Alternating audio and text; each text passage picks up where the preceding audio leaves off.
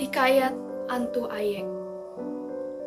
Dahulu kala, tinggallah sebuah keluarga yang harmonis dan sederhana. Mereka tinggal di tepi sungai daerah Sumatera Selatan. Mereka memiliki seorang gadis yang cantik jelita bernama Juani.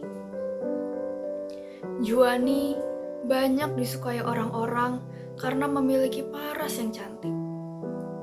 Namun, juga ada yang membenci dan iri dengannya.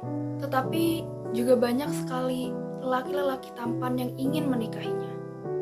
Tetapi terus saja, Juani menolak berkali-kali dengan alasan belum siap untuk menikah.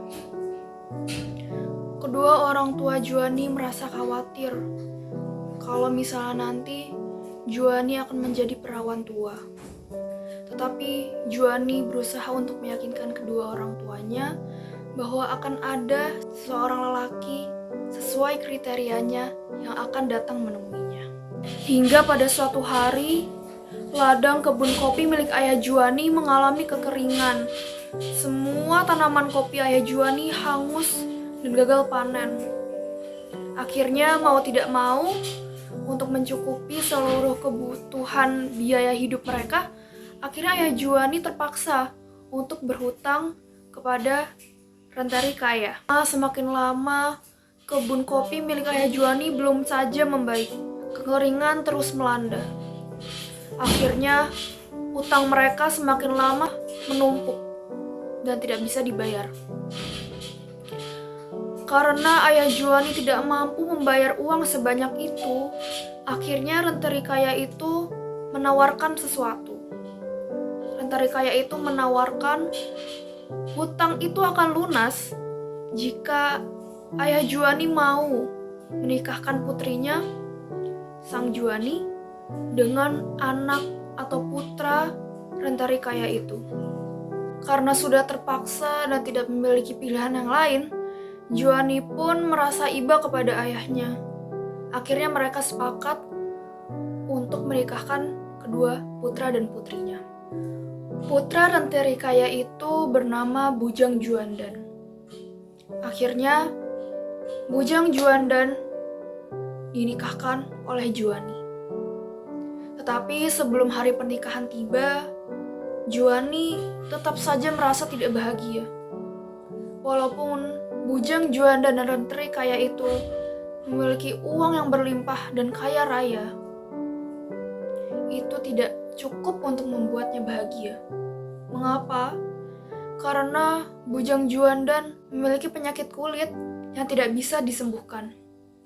Juani merasa malu karena akan dinikahkan oleh seorang lelaki yang bukan tampan, tetapi malah seorang lelaki yang berpenyakitan.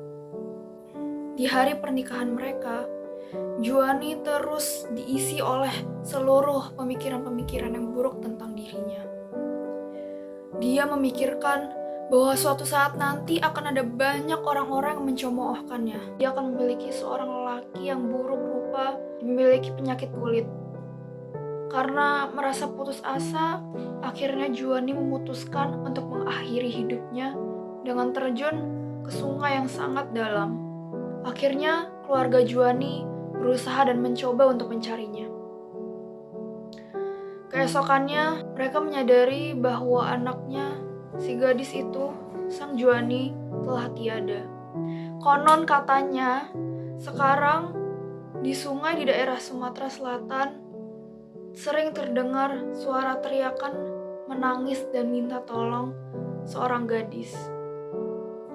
Apa pesan moral yang bisa kita petik dari cerita ini? Pesan moral yang bisa kita petik dari hikayat ini adalah bahwa tidak ada satupun orang di dunia ini yang sempurna. Kita tidak boleh melihat orang hanya dari fisiknya saja. Tidak boleh melihat orang dari berapa cantik atau berapa tampannya dia. Begitupun juga dengan janji dan hutang. Ketika kita terlibat dalam hutang, kita harus bertanggung jawab dan langsung membayarkan hutang tersebut. Karena jika hutang tersebut sudah berhubungan dengan janji dan janji itu diingkari, maka itu sudah tidak bisa lagi digantikan. Sekian dari saya. Wassalamualaikum warahmatullahi wabarakatuh.